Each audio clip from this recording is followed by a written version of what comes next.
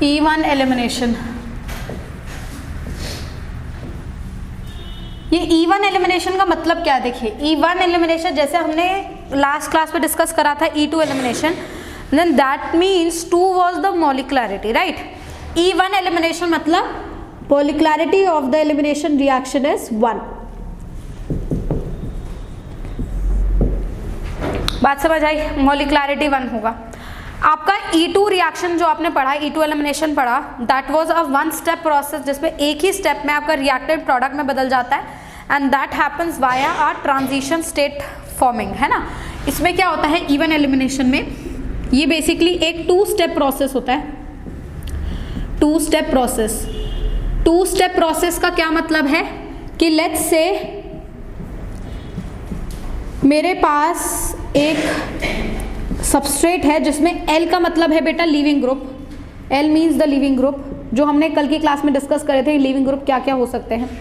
तो L मेरे पास leaving group है। ये रिएक्शन बेटा 2 स्टेप में होगा। तो स्टेप 1 में बेसिकली क्या होता है, जो कि एक बेसिकली स्लो स्टेप है, RDS स्टेप जिसे मैं बोल सकती हूँ, rate determining step, leaving group और कार्बन का बॉन्ड सबसे पहले टूटता है। तो जब लीविंग ग्रुप और कार्बन का बॉन्ड टूटता है तो आप नोटिस करेंगे ये लीविंग ग्रुप तो अपने साथ इलेक्ट्रॉन पेयर लेकर निकलता है, जैसे हमने कल डिस्कस करा था। तो इलेक्ट्रॉन पेयर लेकर निकलेगा तो इस कार्बन पे 2 इलेक्ट्रॉन कम हो जाएंगे, जिस वजह से इस पे क्या आ जाएगा, एक positive charge. So therefore I will get a carbocation as an intermediate here. We get this, ठीक है।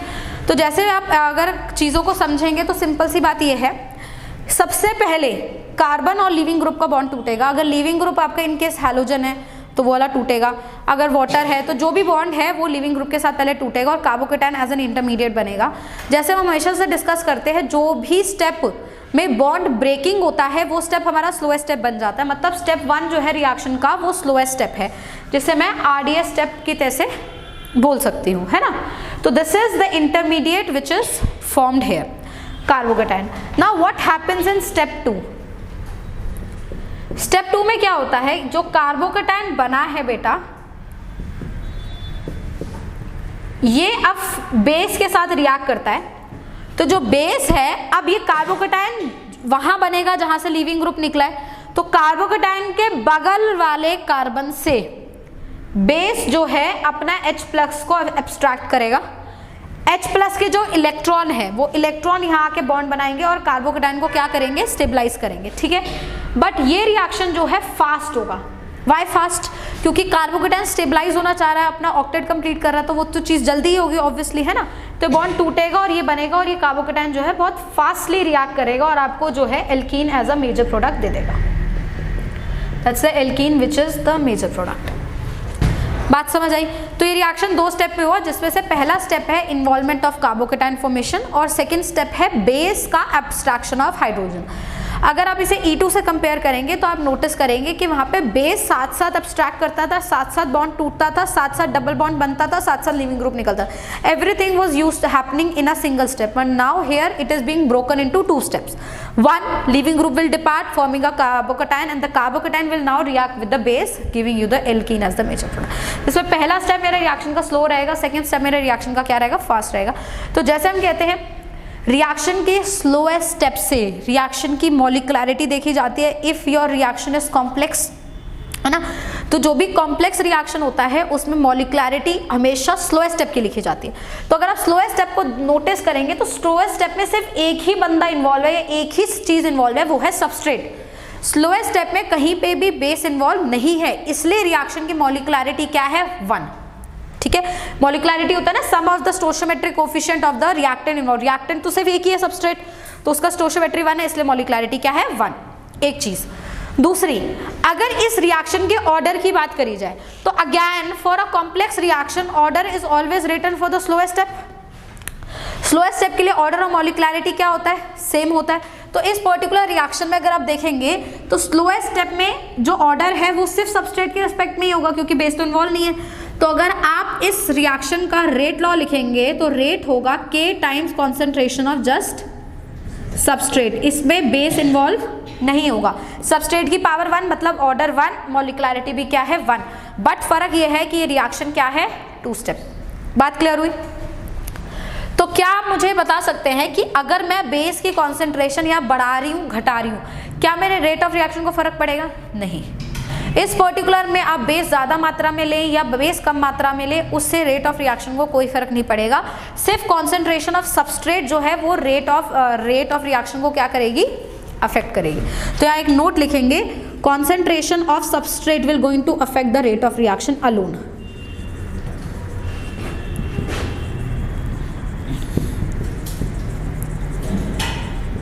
Rate of reaction alone.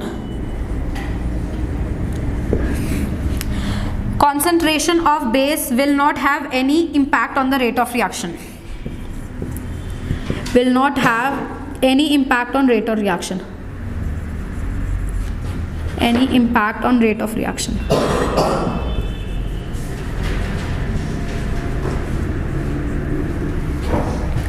बात क्लियर हुई? कोई डाउट? चलिए अब बताइए इस पूरे रिएक्शन में रेट किस चीज पे डिपेंड करेगा? हाँ, कॉन्सेंट्रेशन वाइज तो मैं समझ गई, वैसे किस चीज पे डिपेंड करेगा? वैसे रेट डिपेंड करेगा इस कार्बोकेटायन स्टेबिलिटी में। जितना ज्यादा कार्बोकेटायन स्टेबल होगा उतना ही ज्यादा रेट ऑफ रिएक्शन होगा। ये बात सबको समझ आ रही है? तो इसका मतलब मैं लिख सकती हूँ carbocation stability is very important. Stability will affect the rate of reaction.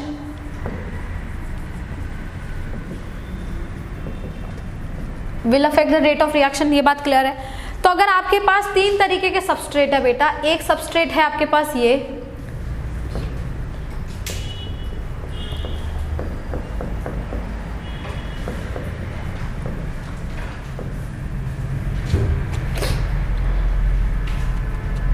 एक सबस्ट्रेट है ये,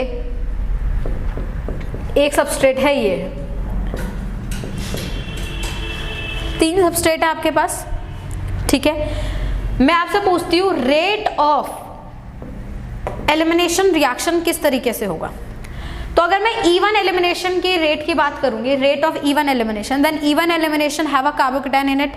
तो अगर आप यहां से I निकालते हैं, कार्बोकेटायन 3 डिग्री बनेगा। यहां से I निकालेंगे, कार्बोकेटायन 2 डिग्री बनेगा। यहां से I निकालेंगे, कार्बोकेटायन 1 डिग्री बनेगा। सबसे ज्यादा स्टेबल कार्बोकेटायन कौन सा होता है? 3 डिग्री। तो मैं सिंपली लिख सकती हूँ ना कि रेट ऑफ E1 एलिमिनेशन में 3 डिग्री सबस्ट्रेट ज्यादा रिएक्टिव होगा compare to 2 degree compare to 1 degree. हाँ या ना बेटे? एग्जैक्टली सेम चीज E2 में भी थी। E2 में भी 3 डिग्री ज्यादा रिएक्टिव था 2 डिग्री से, 2 डिग्री ज्यादा रिएक्टिव था 1 डिग्री से, बट उसमें रीजन कुछ और था। उसमें क्या रीजन था? एल्कीन की स्टेबिलिटी जो कि ट्रांजिशन स्टेट से रिफ्लेक्ट हो रही थी। यहाँ पे क्या रीजन है? कार्बोकेटायन की स्टेबिलिटी। लेकिन बात एक ही हो रही है कि 3 degree will be more reactive than 2 degree than 1 degree. That is giving me a very good indication. चाहे आपका एलिमिनेशन E1 हो चाहे E2 हो, वो बात की बात है, लेकिन एलिमिनेशन हमेशा 3 डिग्री सबस्ट्रेट में ज्यादा फेवरेबल होगा compare to 1 degree substrate.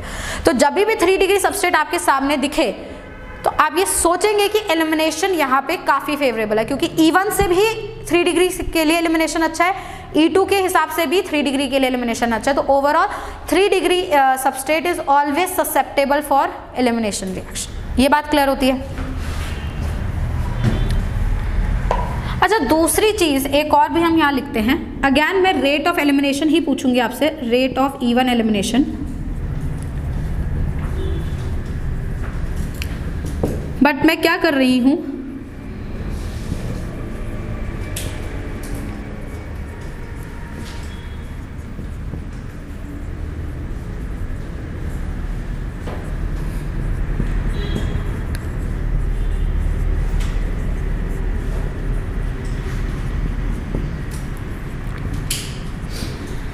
Substrate मैंने ये 4 दे रखे हैं आपको, जो कि चारों ही 3 डिग्री हैं।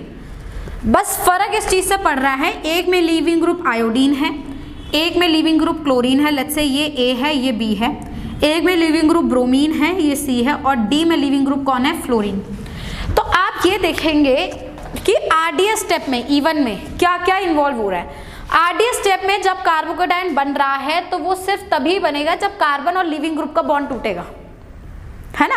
कार्बन लीविंग ग्रुप का बॉन्ड टूट रहा है तभी तो कार्बोकेटायन बन रहा है। इसका मतलब कार्बोकेटायन के साथ साथ लीविंग ग्रुप का होना अच्छा भी इंपॉर्टेंट है, क्योंकि अगर लीविंग ग्रुप अच्छा नहीं होगा तो वो डिपार्ट नहीं करेगा, वो डिपार्ट नहीं करेगा तो कार्बोकेटाइन नहीं बनेगा। तो इन तीनों में अब मैं अगर मुझे रेट चेक करना है तो रेट वुड बी चेक्ड और decided on the basis of nature of leaving group rather than the carbocation, क्योंकि कार्बोकेटाइन तो सब में सेम ही बनना है। तो लीविंग ग्रुप कौन सा अच्छा होता है, जैसे हमने डिसाइड किया था down the group basicity decrease करती है तो लिविंग ग्रुप टेंडेंसी इंक्रीज करती है।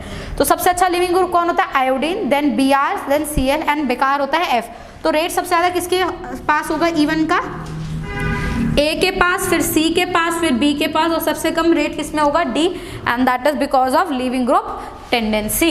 तो हम लिख सकते हैं a better leaving group always favours E1।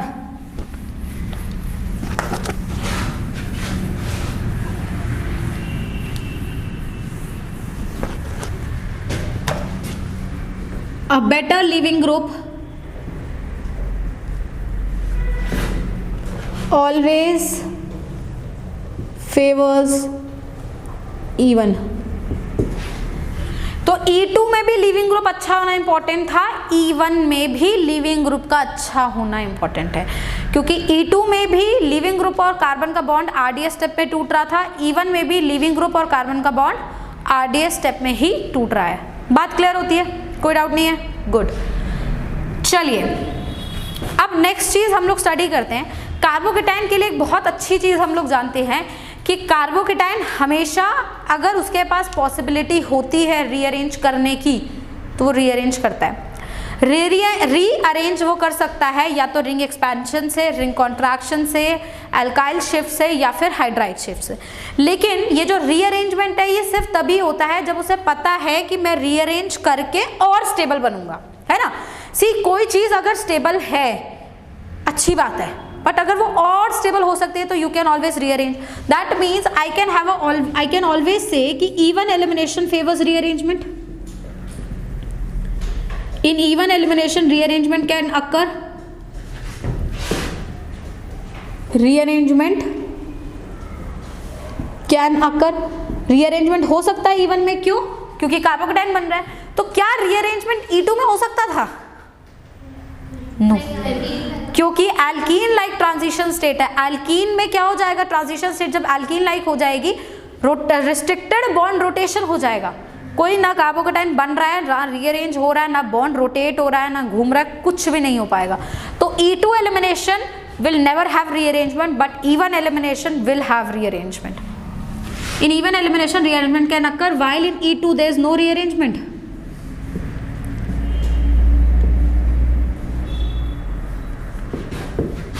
There is no rearrangement.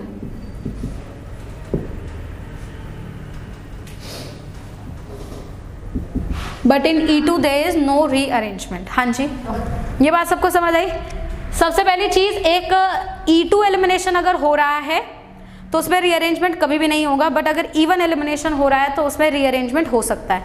Just in case let's take an example.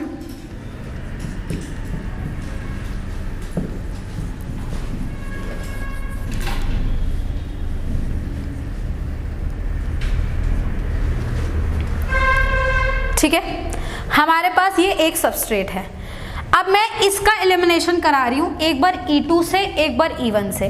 Product same बनेगा दोनों में, प्रोडक्ट डिफरेंट बनेगा दोनों में, मेरा कंसर्न नहीं है। मेरा कंसर्न ये है कि आप मैकेनिज्म का डिफरेंस समझ सके। ठीक है, तो हम क्या कर रहे हैं, एक बेस डाल रहे हैं इसमें अल्कोहलिक KOH, ठीक, और मैं जो मैकेनिज्म फॉलो कर रही हूँ वो कर रही हूँ E1 एलिमिनेशन सबसे पहले। तो अगर E1 एलिमिनेशन फॉलो कर रही हूँ तो यहाँ से आयोडीन निकलेगा, I will get a carbocation here, तो मुझे मिलेगा CH3CH CH2, यहाँ पे भी एक CH3 है और यहाँ पे क्या आ चुका है, एक कार्बोकेटाइन। ना तो carbocation you will see is 1 degree, तो वो हमेशा 3 डिग्री में जाना चाहेगा और 3 डिग्री के लिए ये 1,2 हाइड्राइड शिफ्ट में जा सकता है, तो ये जाएगा 1,2 हाइड्राइड शिफ्ट में। ठीक, 1,2 हाइड्राइड शिफ्ट में गया, यहाँ से H आ गया, यहाँ पे क्या आ गया, positive charge. I'll get a positive charge here। अब ये एलिमिनेशन में जाएगा, कैसे, एक H निकलेगा, तो बेस आएगा और H निकालेगा, तो अल्कोहलिक KOH का रोल अब आया है, OH negative will take up this, the bond will come here and I'll get alkene। So the alkene that I got here is CH3 CCH3 double bond CH2, we got this alkene। And this alkene we have got via E1 mechanism. इसको जरा mark कर लेते हैं, ठीक है। अब second चीज करते हैं, इसी को एलिमिनेट करेंगे बट E2 मैकेनिज्म से। तो अल्कोहलिक QH मैंने डाला है बट मैं फॉलो कर रही हूँ कौन सा, E2। तो E2 में स्ट्रेट अवे अगर लीविंग ग्रुप यहाँ पे जुड़ा हुआ है तो आप इसके बगल वाले कार्बन पे H देखोगे, बगल वाला कार्बन ये है, इस पे ये रहा H, समझ है बात को, तो ये H निकलेगा, ठीक। तो सिंपली क्या होगा, यहाँ पे बना के दिखाते हैं। एक ही स्टेप में बेस इसे ले जाएगा, OH नेगेटिव इस H को ले जाएगा और ये बॉन्ड नीचे गिरेगा और आयोडीन यहाँ से निकल जाएगा, सब कुछ एक ही साथ हो जाएगा। And the product that I'll get would be CH3C CH3 double bond CH2. I got this. Now you will notice कि प्रोडक्ट मैंने E1 से जो बनाया है और जो E2 से बनाया है वो सेम है, बट मैकेनिज्म का फर्क है, समझ रहे हो। तो ऐसा कुछ नहीं है कि E1 हमेशा डिफरेंट प्रोडक्ट देगा, E2 हमेशा डिफरेंट देगा। इट मे बी पॉसिबल कि वो different they, it may be possible कि वो same product they. It all depends कि आपका सबस्ट्रेट क्या है। तो अभी प्रोडक्ट क्या बनेगा वो डिफरेंट चीज है, बट आपको मैकेनिज्म क्लियर होना चाहिए कि अगर आप E1 से कराएंगे तो आप कार्बोकेटाइन बनाएंगे, कार्बोकेटाइन बनते ही दिमाग में घूमना चाहिए कि रीअरेंज करा सकते हैं, रीअरेंज करा सकते हैं, फिर बगल वाले कार्बन से जहां कार्बोकेटाइन बना है उसके बगल वाले कार्बन से H निकालेंगे एंड एलिमिनेशन कराएंगे। यहाँ पे कोई रीअरेंजमेंट नहीं होता, जहां भी आयोडीन लगा हुआ है उसके बगल वाले कार्बन से आप क्या करेंगे, स्ट्रेट अवे निकाल देंगे। बात समझ आ रही है। अब जरा एक चीज सोचिए, मैं एक सबस्ट्रेट ले रही हूं जो आपके सामने है, क्या, CH3C CH3 CH3 CH2I। मुझे इसका एलिमिनेशन प्रोडक्ट बनाना है, ठीक है। मैंने डाला sodium ethoxide which is a base, strong base. I hope you understand this. ET मतलब इथाइल, सोडियम इथॉक्साइड है ना। अगर मैं इसका एलिमिनेशन E1 मैकेनिज्म से कराती हूं, लेट्स से E1 से, तो E1 से क्या होगा, जरा ध्यान से सुनेंगे। E1 से जब भी होगा सबसे पहले I निकलेगा, कार्बोकेटाइन बनेगा, ये बन गया कार्बोकेटाइन। क्या कार्बोकेटाइन अपने आप को स्टेबल कर सकता है? ऑफ कोर्स कर सकता है, बाय 1,2 मिथाइल शिफ्ट।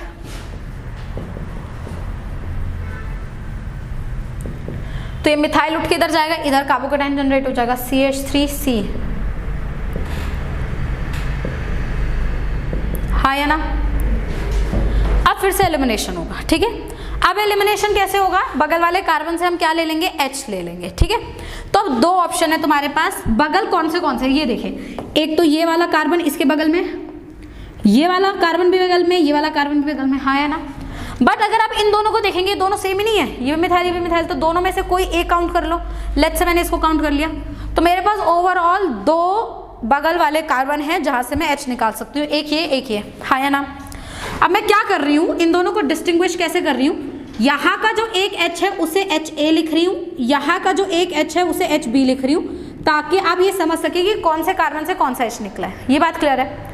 तो अगर मैं HB निकालती हूँ, -HB, बेस आके HB को अब्स्ट्रैक्ट करता है, तो बॉन्ड इधर गिरेगा और एल्कीन यहाँ बनेगा, हाँ या ना। क्या बनेगा, CH2 double bond C CH3 CH2 CH3। और अगर मैं HA निकालती हूँ तो क्या होगा, डबल बॉन्ड यहाँ बनेगा, तो क्या होगा, CH3 C CH3 double bond CH CH3। बोलो हाँ या ना। अब इसमें से मेजर प्रोडक्ट क्या होगा, मेजर प्रोडक्ट डिसाइड किया जाएगा एल्कीन की स्टेबिलिटी पे। और एल्कीन की स्टेबिलिटी आप लोग कैसे देखते हैं, on the basis of hyper conjugation. तो जहाँ डबल बॉन्ड है वहां पे सर्कल लगाइए, 3 कार्बन 2 कार्बन 5 अल्फा हाइड्रोजन, मतलब 3 हाइड्रोजन 2 हाइड्रोजन 5 अल्फा हाइड्रोजन, यहाँ पे सर्कल लगाइए, 3 3 6 3 9 अल्फा हाइड्रोजन। तो ये ज्यादा स्टेबल होगा, तो ये हमारा क्या होगा, मेजर प्रोडक्ट, और ये हमारा क्या होगा, माइनर प्रोडक्ट, ठीक। और इस रूल को बोला जाता है सैडजेफ रूल। तो सैडजेफ रूल ये कहता है always at the end more substituted alkene is always the major product. See more substituted does not mean उसके आसपास ज्यादा एल्काइल ग्रुप्स होने चाहिए। मोर सब्स्टिट्यूटेड मीन्स वो ज्यादा अल्फा हाइड्रोजन वाला होना चाहिए, क्योंकि अगर लेट्स से 4 एल्काइल ग्रुप्स है, चारों alkyl groups ethyl ethyl ethyl ethyl लगा दिए तो अल्फा हाइड्रोजन 2 2 4 2 6 2 8 हुआ। और अगर मैंने चारों अल्फा हाइड्रोजन्स जो मतलब कार्बन है उनको मिथाइल से रिप्लेस कर दिया तो 3 3 6 3 9 3 12 12 अल्फा हाइड्रोजन हुए। तो हालांकि दिखने में ऐसा लगेगा कि इथाइल वाला ज्यादा सब्स्टिट्यूटेड है, बट अल्फा हाइड्रोजन मिथाइल वाले में ज्यादा होंगे जब चारों मिथाइल होंगे। तो more substituted alkene is the major product means alkene having maximum number of alpha hydrogen will be the major product. तो इसे हम ऐसे लिख देते हैं, more stable alkene is always the major product, Saytzeff. तो मेजर प्रोडक्ट कौन होता है? जो मोर स्टेबल एल्कीन होता है वही हमारा क्या होता है? Major product. Is that clear? अच्छा, अब इसी वाले रिएक्टेंट को आप देखिए जिसमें हमने E2 एलिमिनेशन कराया है। Can I have a E1 elimination कराया है, सॉरी, इसमें E2 एलिमिनेशन प्रोडक्ट मुझे मिल सकता है बेटा? Can I have a E2 elimination here?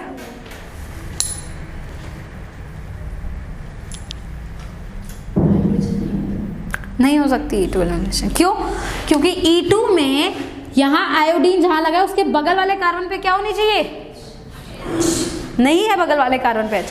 तो अगर ये एलिमिनेशन जाएगा तो इसके पास कोई अदर ऑप्शन नहीं है, इसको एलिमिनेशन जाना ही पड़ेगा सिर्फ E1 से। E2 एलिमिनेशन इस पूरे केस में पॉसिबल नहीं है। तो यहाँ लिख लीजिए, अगर आप इस पे E2 एलिमिनेशन कराते हैं then there will be no reaction in it. E2 elimination नहीं होता इस पर्टिकुलर केस में, ठीक है। अब मैं कैसे कंट्रोल करूंगी E1 को और E2 को? How can I just control कि E1 होना चाहिए या E2 होना चाहिए? कैसे कंट्रोल किया जाएगा? देखिए, E1 और E2 को बहुत ज़्यादा तरीके से मतलब आप कंट्रोल नहीं कर सकते, बहुत ज़्यादा नहीं कंट्रोल कर पाओगे। क्यों? क्योंकि सबस्ट्रेट का जो ऑर्डर है रिएक्टिविटी का वो E1 में भी वही है, E2 में भी वही है। E2 के लिए भी 3 2 1 जाता है ऑर्डर डिक्रीजिंग, और E1 के लिए भी 3 2 1 जाता है। तो सबस्ट्रेट के बेसिस पे तो आप कभी नहीं बोल सकते कि सबस्ट्रेट को देख के कि इस पे E1 हो रहा है या E2 हो रहा है। हाँ, कुछ केसेस डिफरेंट है, बाकी वैसे नॉर्मल आप नहीं देख सकते। तो आप क्या करते हो? आप अगर E1 E2 को डिफरेंशिएट करना चाहते हैं तो आप कुछ चीज़ें दिमाग में रखते हैं। उनमें से सबसे पहली चीज़ ये है कि अगर ऐसा पॉसिबिलिटी है कि जब मैं एलिमिनेशन करा रही हूँ मेरा कार्बोकटायन एक्स्ट्रा ऑर्डिनरी स्टेबल बन रहा है रीअरेंज करके, तो वो रीअरेंज होना चाहेगा, मतलब वो E1 से जाएगा। तो इन केस अगर मेरा कार्बोकटायन इनिशियल स्टेज में अच्छा नहीं है और वो रीअरेंज करके अच्छा बन सकता है तो वो E1 रिएक्शन को क्या करेगा? फेवर करेगा। बट ये भी इतना अप्रोप्रिएट नहीं होता। मोस्ट इंपॉर्टेंट चीज होती है कॉन्सेंट्रेशन ऑफ बेस। जैसे कि हमने नोट करा E2 एलिमिनेशन में बेस जो है वो सिंगल स्टेप में ही इन्वॉल्व है, बेस का रोल RDS में है, लेकिन E1 में बेस का रोल कहीं भी RDS में नहीं है। मतलब बेस की ना ही कॉन्सेंट्रेशन से रेट ऑफ E1 को फर्क पड़ेगा, ना ही बेस के अच्छे होने से E1 को फर्क पड़ेगा। समझिए? तो अगर एक बेस बुरा होता है, लेट्स से वीक बेस होता है, तो weaker base will try to favour E1। क्यों? क्योंकि बेस है और वीकर है, तो E2 तो फेवर ही नहीं करेगा ना, क्योंकि अगर वीकर बेस है तो E2 का तो रेट का रिएक्शन कम हो जाएगा, और अगर वीकर है तो E1 को फर्क नहीं पड़ेगा, तो E1 हो जाएगा। मेरी बात समझ आई? कि वैसे सबस्ट्रेट के बेसिस पे आप E1 E2 को कंट्रोल नहीं कर सकते क्योंकि दोनों के लिए सबस्ट्रेट की डिक्रीजिंग स्टेबिलिटी सेम है, बट आप बेस के बेसिस पे कर सकते हो। क्यों? क्योंकि stronger base will favour E2, और अगर मुझे E1 कराना है मतलब मुझे E1 के चांसेस नहीं बढ़ाने, मुझे E2 के चांसेस कम करने हैं। E2 के चांस मैं कैसे कम कर सकती हूँ? By decreasing the strength of base, because E1 में फर्क नहीं पड़ता कि आप बेस कैसा यूज कर रहे हैं, base is not being involved in the RDS step. Am I clear? तो एक इस पे वो लिख लीजिए, नोट लिख लीजिए, E1 elimination is favoured in presence of a weaker base. E1 elimination is favored in presence of a weaker base. Presence of a weaker base because weaker base will diminish the chance of E2 elimination. Because weaker base will diminish the chance of weaker base will diminish the chance of E1 elimination. E2 elimination, sorry, will diminish the chance of E2 elimination.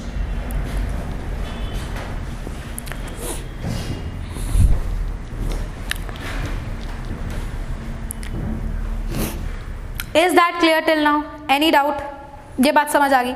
अच्छा, अब next एक चीज हम लोग समझते हैं। हमने E2 में बात करी, E2 elimination shows primary kinetic isotopic effect, shows primary kinetic isotopic effect. E2 elimination shows primary kinetic isotopic effect. हमने इस बारे में डिस्कशन करा, ये तो क्लियर है सबको। क्या आप काइनेटिक आइसोटोपिक इफेक्ट को एक्सप्लेन कर सकते हैं E1 में? क्या आपको लगता है E1 elimination will going to show any kind of kinetic isotopic effect? Let me give you an example. I have CH3 and I have a halogen here. R1 is the rate. मैं rate बात कर रही हूँ E1 elimination की, ध्यान रखी जाए E2 की बात नहीं कर रही, फिलहाल E1 की बात कर रही हूँ।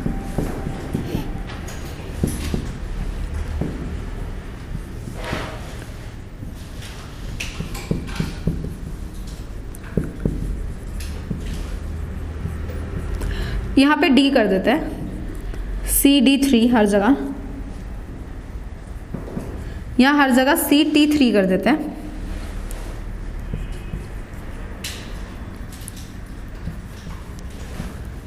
रेट इज R3, ये सही है। और इन सब में मुझे E1 एलिमिनेशन का रेट पता करना है। अगर इनमें E2 का पता करना था तो मैंने एक सिंपल सी चीज़ बोली थी कि E2 में कार्बन हाइड्रोजन का बॉन्ड RDS स्टेप में टूटता है। सारे बॉन्ड जो टूटते हैं और जो बनते हैं वो सब RDS में होते हैं। लेकिन E1 में RDS स्टेप में तो सिर्फ कार्बन हाइड्रोजन का बॉन्ड टूटता है या कार्बन और लिविंग ग्रुप का बॉन्ड टूटता है। कार्बन हाइड्रोजन का बॉन्ड तो फास्ट स्टेप में टूटता है। तो क्या इसको आइसोटोपिक इफेक्ट शो करना चाहिए? क्या इन तीनों रेट में कोई अंतर होगा या तीनों रेट सेम आएंगे?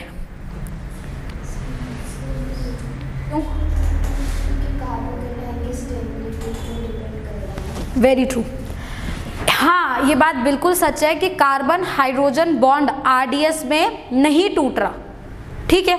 तो डायरेक्टली मैं ये नहीं बोलूंगी कि काइनेटिक आइसोटोपिक इफेक्ट शो हो रहा है, पर होगा काइनेटिक आइसोटोपिक इफेक्ट शो। क्यों? क्योंकि यहाँ जो कार्बोकेटाइन बनेगा वो बनेगा CH3 वाला कार्बोकेटाइन, ये यहाँ जो कार्बोकेटाइन बनेगा वो ये बनेगा, और यहाँ जो कार्बोकेटाइन बनेगा वो ये बनेगा CT3 वाला। अब आप मुझे बताइए, क्या ये तीनों कार्बोकेटाइन की स्टेबिलिटी सेम है? नहीं है सेम। सर कौन सा कार्बोकेटाइन ज्यादा स्टेबल है, ये वाला या ये वाला? फर्स्ट, सेकंड, थर्ड सबसे ज्यादा स्टेबल है। Are you sure?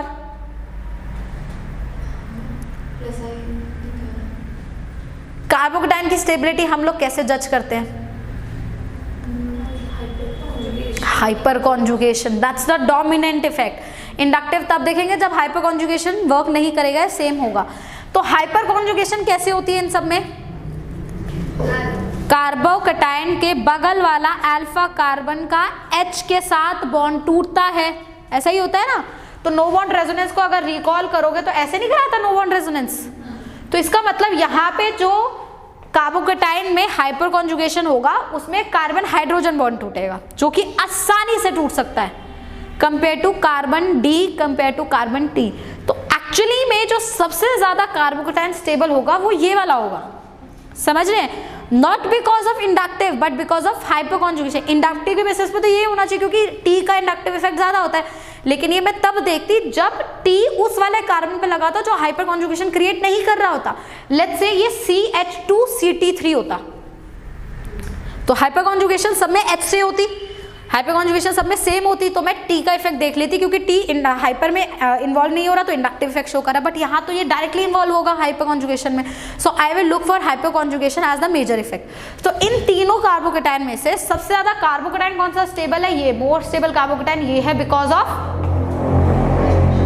Hyper conjugation which is easy in carbon hydrogen compare to carbon D and carbon T. ये बात क्लियर है।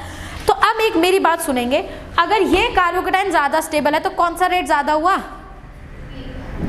R1 का ज्यादा हुआ।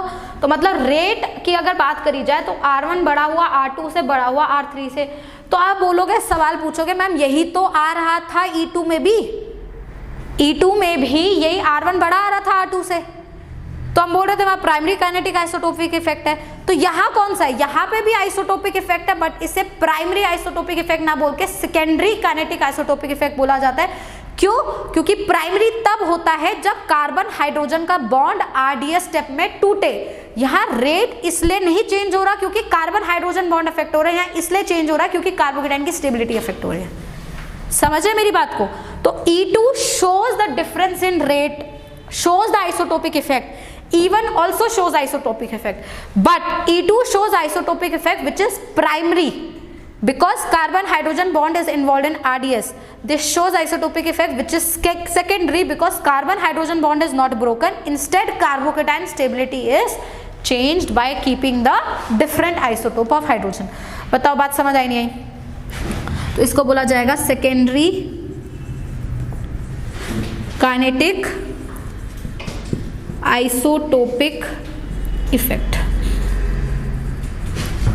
तो E1 E2 shows primary kinetic isotopic effect, E1 shows secondary kinetic isotopic effect. In E1 carbon hydrogen bond is not broken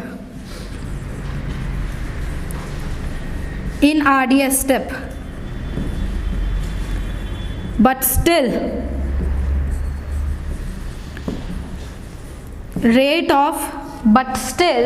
the rate of E1 elimination changes on isotope, changes on isotopes, on using isotopes of hydrogen because carbocation stability is affected. T is affected via hyperconjugation. Hence this isotopic effect which is happening because of carbocation stability is known as secondary kinetic isotopic effect. बात clear है? Any doubt? Draw all possible product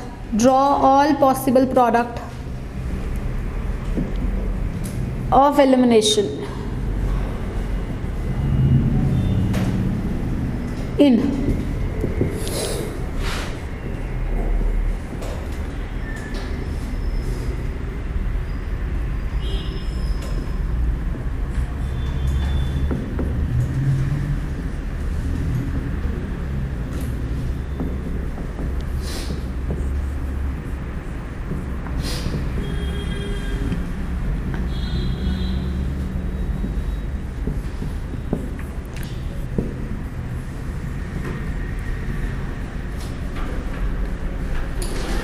draws all possible product of elimination.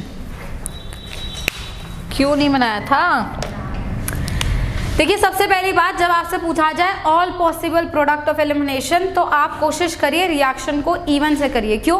क्योंकि E1 में without rearrangement वाला जो product होगा वो E2 का ही होगा, तो E2 का प्रोडक्ट ऑटोमेटिकली E1 के थ्रू आ जाएगा सामने। ठीक है, तो अगर मैं फर्स्ट वाले की बात करूं, इसके ऑल पॉसिबल बनाने, ऑल पॉसिबल का मतलब मेजर माइनर बेटा सब होता है। ये हैलोजन लगा हुआ है तो एक प्रोडक्ट तो मिल सकता है, H यहाँ से निकालो, एक बार H यहाँ से निकालो, दोनों ही पॉसिबिलिटी है। तो एक बार एक प्रोडक्ट ये मिल सकता है मेरे को जब मैं H यहाँ से रिमूव करूं, तो I can have this alkene which is of course not a major product. एक हो सकता है यहाँ से H निकाल दिया जाए, तो जब यहाँ से H निकलेगा तो आई कैन हैव दिस, हाँ है ना। फिर पॉसिबिलिटी है कि आप यहाँ जो कार्बोकेटाइन बना रहे हैं वो रीअरेंज कर जाए, जब वो रीअरेंज करेगा तो 1,2 हाइड्राइड शिफ्ट जा सकता है यहाँ से, तो मैंने अभी सिंपल 1,2 हाइड्राइड शिफ्ट कराया, तो मैं जब 1,2 हाइड्राइड शिफ्ट कराऊंगी वो यहाँ पहुंच जाएगा। अब यहाँ पहुंचा, जब यहाँ से H लेगा तो यही प्रोडक्ट बनेगा, इसको दोबारा नहीं बना रहे, तो यहाँ से H भी तो ले सकता है। जब यहाँ से H लेगा तो एक प्रोडक्ट ये मिलेगा, देखिए हाँ या ना। फिर हो सकता है कि हाइड्राइड शिफ्ट में ना जाके सीधा किस में जाए, रिंग एक्सपेंशन में। तो वो जब रिंग एक्सपेंशन में जाएगा ये बॉन्ड यहाँ से टूटेगा, ये इसके साथ एक्सपैंड करेगा, आई will get a 6 membered ring. ध्यान से सुनेंगे, 6 में जहां मिथाइल आया उसके बगल वाले कार्बन पे पॉजिटिव आएगा। लेट्स से यहाँ, लेट्स से अब इसको शिफ्ट नहीं कराती, एक बार यहाँ से H निकाल सकती हूँ, एक बार यहाँ से H निकाल सकती हूँ, फिर से 2 प्रोडक्ट मेरे सामने आएंगे, एक यहाँ से और एक दूसरी साइड से। बोली हाँ या ना। फिर क्या पॉसिबिलिटी है कि ये जो बना है इसको 1,2 हाइड्राइड शिफ्ट में ले जाओ, फिर जब आप इसको फर्दर 1,2 हाइड्राइड शिफ्ट में ले जाएंगे तो आपको यहाँ कार्बोकेटायन मिलेगा। वो यहाँ से H निकालेगा तो यही एग्जैक्टली सेम प्रोडक्ट मिलेगा, वो यहाँ से H निकाल सकता है, जब यहाँ से H निकालेगा तो ये मिलेगा, जिसको आप देखोगे ये और ये ऑलमोस्ट सेम ही है। क्यों? क्योंकि बस नंबरिंग का ही तो फर्क आएगा, बाकी कंपाउंड तो सेम पड़ेगा, तो इसको भी दोबारा बनाने की ज़रूरत नहीं है। तो अल्टीमेटली कितने प्रोडक्ट हो गए, 1 2 3 4 5, सिर्फ 5 प्रोडक्ट्स आ रहे हैं। कोई 7 बना रहा है, कोई 8 बना रहा है, कोई 9 बना रहा है, कोई 10 बना रहा है, कोई 1 बना रहा है, कोई 2 बना रहा है। यहाँ पे यहाँ पे हाँ, तो ये जो कार्बोकेटायन है उसके नीचे वाले कार्बन से बेटा बात तो एक ही पड़ेगी ना, फिर से यहाँ से लेगी या यहाँ से लेगी, एल्कीन तो एक ही बनेगा, नंबरिंग का ही तो फर्क आएगा ना। जब नाम लिखेगी तो नंबरिंग सेम है ना, वो यही तो बनेगा बेटा। यहाँ जो एल्कीन बनेगा वो यही तो होगा। जब तो इसका नाम लिखेगी तो कहाँ से नाम देगी, 1 2 करेगी ना, तो 1 पे ये लिखेगी और 2 पे, तो यहाँ पे भी, यहाँ पे जो बनाएगी वो भी ऐसे ही होगा, 1 2, तो सेम कंपाउंड बनेगा, इसलिए नहीं लिया। यहाँ पे ये, यहाँ से ये अरे ये ऊपर जो पॉजिटिव है इससे ऊपर, चार्ज नहीं, ये वाला, ये हाँ यही, हाँ ये उसके बगल वाला, दिस वन, हाँ this will give you this product ना, अच्छा ऑलरेडी बीन टेकन। वो लास्ट में एक और प्रोडक्ट, हाइड्राइड शिफ्ट, एक minute, which one, last this one, जो इसका प्रोडक्ट बना वो यहाँ बना, नहीं वो बाहर, हाँ बाहर की तरफ ही वो बन सकता है, वो एक और बनाएंगे जो यहाँ से बनेगा। This is a different product, 6th। और अंदर चाहे यहाँ से ले चाहे यहाँ से ले, प्रोडक्ट एक ही मिलेगा तुझे, ये वाला जो तू ऑलरेडी एनकाउंटर कर चुकी है ना। तो हमारे पास 6 डिफरेंट प्रोडक्ट्स जो हैं यहाँ पे बन चुके हैं, लेकिन इसमें से मेजर प्रोडक्ट कौन सा होगा, जिसमें रिंग एक्सपेंशन करा उसके बाद भी मोर स्टेबल एल्कीन बनाया। तो रिंग एक्सपेंशन करा, फिर हाइड्राइड शिफ्ट भी करा, हाइड्राइड शिफ्ट करके मोर स्टेबल प्रोडक्ट बनाया। तो हाइड्राइड शिफ्ट करके ये तो लेस स्टेबल बनेगा, ये वाला या ये वाला मोर स्टेबल बनेगा, मतलब ओवरऑल कौन सा हो जाएगा, ये वाला, this would be the major product. But वो यहां से डायरेक्ट ना बन के वो यहां जाके फिर बनेगा, समझ रहे बात को। तो प्रोडक्ट जो मेजर होगा वो ये होगा।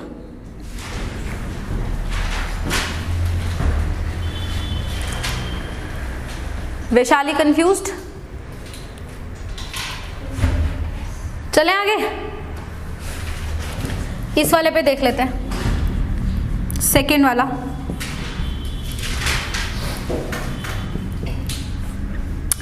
एक पॉसिबिलिटी ये है कि आप कार्बोकेटायन को वो मत कराओ, रीअरेंज मत कराओ, तो सिंपल एक एल्कीन यहां से मिल जाएगा, एक एल्कीन यहां से मिल जाएगा। I get these 2 product. फिर दूसरा है कि यहाँ जो कार्बोकेटायन बनाया उसे रीअरेंज करके यहाँ ले गए, I get a carbocation here. अब यहाँ जो है वो यहाँ और यहाँ दोनों से एक H निकालेगा, वो उनमें से एक प्रोडक्ट तो यही होगा और दूसरा प्रोडक्ट होगा जो बाहर की तरफ मिलेगा, जो कि इतना स्टेबल नहीं है। तो मेजर प्रोडक्ट कौन सा होगा, ये वाला। और 3 ही प्रोडक्ट ऐसे हुए जो तुम्हें मिले, समझ आई बात।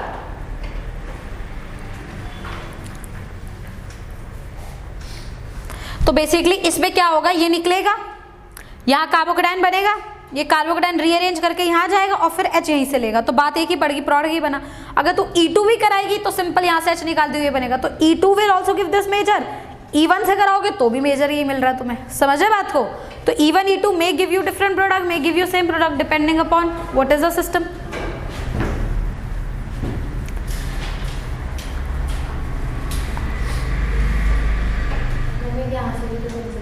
कहाँ से बेटा? यहाँ से, तो वो होगा तो ऐसा ही नहीं, मतलब रिंग के अंदर भाई ऐसे नहीं, रिंग के अंदर कहीं भी जहाँ ये लगा हुआ है ग्रुप उसके बगल बगल कहीं पे ऐसे बना दे या ऐसे बना दे, ये नाम तो ऐसे ही जाएगा ना, कि इसका नाम तो यहाँ से घुमा के लिखेगी, इसका नाम तो ऐसे घुमा के लिखेगी, नाम तो सेम ही आएगा ना।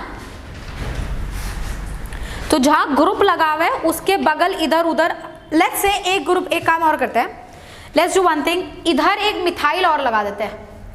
तो जब मैं इधर मिथाइल लगाऊंगी, इन केस इसको मैं अलग से यहाँ रिपोर्ट कर रही हूँ, ध्यान से समझेंगे, ये एक X है, यहाँ एक मिथाइल, यहाँ एक मिथाइल, तो यहाँ पर ध्यान से सुने क्या क्या बनेगा। एक प्रोडक्ट तो होगा जो यहीं से H लेकर निकल जाएगा, एक प्रोडक्ट होगा स्टेबल। अब इस केस में अगर तू यहाँ डबल बॉन्ड बना रही है, यहाँ डबल बॉन्ड बना रही है, वो डिफरेंट होगा, क्योंकि जो बीच में डबल बॉन्ड है उसमें मिथाइल बगल बगल में, जो इधर डबल बॉन्ड है, तो आपको ऐसा नहीं कि आप मतलब कुछ एक रूल मान के बैठ जाएं कि ऐसा होता है, ऐसा नहीं होता। आप नॉमेनक्लेचर करके देखिए उसका कि सेम बन रहा है या डिफरेंट बन रहा है, ठीक है ना। अब आते हैं थर्ड वाले पार्ट पे, जो कि है ये। अब थर्ड में देखिए कितना पॉसिबल प्रोडक्ट मिलेगा। एक पॉसिबल है कि कार्बोकेटाइन बने, एक बार H यहाँ से ले ले, एक बार H यहाँ से ले ले, विदाउट एनी रीअरेंजमेंट। तो एक पॉसिबल प्रोडक्ट तो ये है मेरे सामने,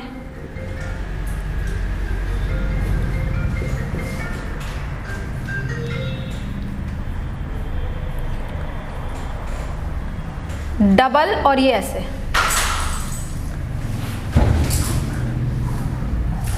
समझ रहे, ये दो प्रोडक्ट समझ आए। एक बार H इधर लेफ्ट से ले लिया, एक बार H राइट से ले लिया। फिर दूसरा क्या पॉसिबिलिटी है कि इसका कार्बोकेटाइन बनाया यहाँ पे, बट कार्बोकेटाइन रिंग एक्सपेंशन में नहीं जाएगा क्योंकि ऑलरेडी 6 मेंबर्ड है, तो वो सिर्फ कार्बोकेटाइन जो यहाँ बनेगा वो 1,2 हाइड्राइड शिफ्ट में ही जाएगा। तो ये जो कार्बोकेटाइन है उसे 1,2 हाइड्राइड शिफ्ट में ले गए बेटा और यहाँ बना दिया कार्बोकेटाइन, बोलो हाँ या ना, ठीक है। जब यहाँ बना तो H यहाँ से और यहाँ से कहीं से भी निकलेगा, दोनों साइड से प्रोडक्ट सेम मिलेगा, ठीक। और या फिर यहाँ से निकलेगा तो ये वाला प्रोडक्ट यही हो जाएगा, है ना। तो आपके पास अगेन 3 ही प्रोडक्ट टाइप, पर मेजर कौन सा होगा जिसमें कार्बोकेटाइन रीअरेंज करके आया है और मोर स्टेबल एल्कीन बनाया है अंदर वाला। तो ऐसा नहीं, आपको चेक करना पड़ेगा।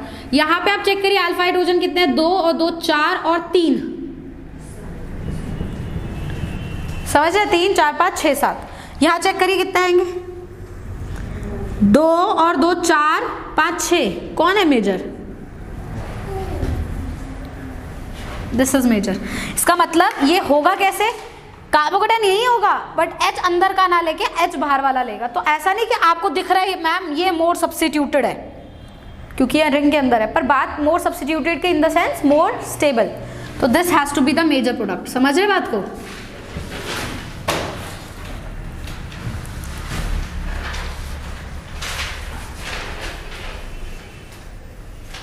चले आगे, देखिए अभी तक आपने मेजर एग्जाम्पल्स जो एलिमिनेशन में करे हैं उसको मैं बोलूंगी डीहाइड्रोहैलोजिनेशन ऑफ एल्काइल हैलाइड्स। अभी तक आपने जितने करे हैं उसमें आप नोटिस करिए, आपने लिविंग ग्रुप को मेजरली में क्या रखा है, हैलोजन। मेजर लिविंग ग्रुप आपने हैलोजन ही रखा है, तो हैलोजन का जब एलिमिनेशन कराते तो HX निकलता है ना, मतलब H का एलिमिनेशन और X का। D मतलब रिमूवल, हाइड्रो मतलब हाइड्रोजन और हैलोजिनेशन मतलब हैलोजन मतलब minus of HX। That's what you have counted till now. But ऐसा नहीं है कि सारे एलिमिनेशन डीहाइड्रोहैलोजिनेशन ही होते हैं। I have different kind of eliminations as well depending upon कि मैं लिविंग ग्रुप कौन सा यूज कर रही हूँ। तो अभी तक हमने जो स्टडी करे हैं वो सारे क्या है, डीहाइड्रोहैलोजिनेशन ऑफ एल्काइल हैलाइड्स, क्योंकि उन सब में हम मेजरली क्या यूज करते थे, एल्काइल हैलाइड्स, राइट। नाउ हम लोग जो बात करेंगे वो बात करेंगे डिहाइड्रेशन ऑफ अल्कोहल्स। तो आप समझ सकते हैं कि अगर वैसे चैप्टर वाइज टाइप देखा जाए तो ये एल्काइल हैलाइड का एक रिएक्शन आपने स्टडी करा है ना, पर इसको इस तरीके से कोट करना मुझे पसंद नहीं है, तो इट्स बेटर कि आप उसे रिएक्शन मैकेनिज्म के फॉर्म में चले। तो अभी हम जो स्टडी करने वाले हैं वो है डिहाइड्रेशन ऑफ अल्कोहल्स। डी मतलब रिमूवल, हाइड्रेशन मतलब removal of water from alcohols, तो माइनस ऑफ H2O। तो डिहाइड्रेशन ऑफ अल्कोहल देखिए कैसे किया जाता है, मेरी बात बहुत ध्यान से सुनी जाएगी। ये मेरे पास है एक अल्कोहल, बेटा जब भी अल्कोहल होता है OH जो होता है एक पुअर लिविंग ग्रुप की कैटेगरी में आता है। क्या आता है? जबकि हैलोजेंस में सिर्फ एक फ्लोरीन ही ऐसा है जो पुअर लिविंग ग्रुप होता है, क्लोरीन, ब्रोमीन, आयोडीन सारे गुड लिविंग ग्रुप होता है। तो डिहाइड्रोहैलोजिनेशन में आपका X क्या था, या तो Cl या तो Br या फिर I, all are good. But alcohols में जो लिविंग ग्रुप है वो है OH and OH is a poor leaving group. Why? अभी बेटा OH को तो बेस मान रहे थे, अल्कोहलिक KOH से OH ही तो आ रहा था बेस, तो वो तो अच्छा बेस है, बेस अच्छा है तो लिविंग ग्रुप क्या हुआ? बेकार। तो OH एक पुअर लिविंग ग्रुप है। तो आप ऐसा नहीं सोचोगे कि आप जब अल्कोहल रखे हैं आप कहें बेटा मैं इसमें बेस डाल दूं, तो रिएक्शन नहीं होगा, there will be no reaction. Instead पता है क्या हो जाएगा, आप जो बेस डाल रहे हैं वो इस एसिडिक हाइड्रोजन को ले लेगा, सॉल्ट प्लस एसिड बना देगा, एलिमिनेशन नहीं होगा, no reaction in terms of elimination. Simple एक सॉल्ट होगा, लेट्स से आपने एक बेस ले लिया NaNH2, ठीक है, तो वो बेस क्या करेगा, इस H को ले लेगा, आपको दे देगा O negative Na positive salt plus ammonia निकल जाएगा। तो you will get a salt, you will not have any kind of elimination reaction, है ना। क्यों? क्योंकि OH एक पुअर लिविंग ग्रुप है, उसके साथ डायरेक्टली बेस डाल के वाटर का रिमूवल नहीं हो सकता।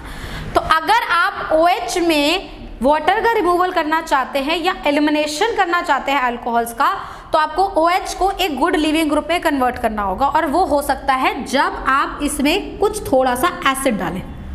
इसलिए इस रिएक्शन को बोला जाता है एसिड कैटलाइज्ड डिहाइड्रेशन।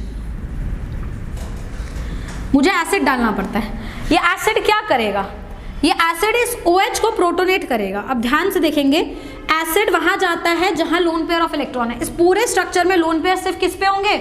ऑक्सीजन पे। तो H प्लस जाके ऑक्सीजन को प्रोटोनेट करेगा, और जिस वजह से O पे क्या आएगा, एक positive charge. Now can you see this has turned into a water which is a good leaving group. Now this is a good leaving group क्योंकि इसके निकलने से एक न्यूट्रल मॉलिक्यूल लीव करेगा वाटर, जो कि मैंने कल ही बताया था कि एक अच्छा लिविंग ग्रुप की कैटेगरी में रखा जाता है। तो पहले आप इसमें एसिड डालेंगे। तो बेटा एसिड किस तरीके से डाला जाएगा? एसिड किसी फॉर्म में डाला जाएगा, H2SO4 के फॉर्म में, HCl के फॉर्म में, इसी फॉर्म में डाला जाता है। तो आपने लेट्स से H2SO4 लिया एसिड में, समझ रहे? तो H2SO4 क्या होता है? H plus and HSO4 minus. इसमें से H प्लस ने तो ये काम किया, HSO4 माइनस H2SO4 का क्या हुआ? Conjugate base. मुझे एडिशनल बेस डालने की आवश्यकता नहीं है। यही कॉन्जुगेट बेस क्या करेगा, इस CH2 पे जो H लगा है HSO4 माइनस, इससे H ले लेगा, ये बॉन्ड इधर आ जाएगा, वाटर यहाँ से लीव कर जाएगा, और अगर आप नोटिस करेंगे आपको एल्कीन मिल जाएगा इस तरीके से। You will get a alkene like this, यहाँ डबल बॉन्ड आ गया और वाटर साथ में निकल गया, ठीक है। तो आप मेरी बात सुनिए, H2SO4 ने अपना H प्लस दिया और HSO4 माइनस बना, और HSO4 माइनस ने फिर H ले लिया, मतलब H2SO4 रीजनरेट हो गया, मतलब कोई एडिशनल बेस डालने की आवश्यकता पड़ी नहीं, खाली H2SO4 में काम हो गया। समझ रहे बात को? Is that clear? तो खाली H2SO4 अल्कोहल में डालोगे या कोई बेस एसिड डालोगे तो काम हो जाएगा। But point number 1, ma'am can I use HCl in this case? HCl is acid, but I will not prefer HCl here. Why? Because HCl से अगर आपने HCl डाला इस अल्कोहल में, सुनेंगे बहुत ध्यान से बात, HCl इसे प्रोटोनेट करा और साथ पे क्या बन गया? Cl negative. Cl negative is not more of a base, it is more of a nucleophile.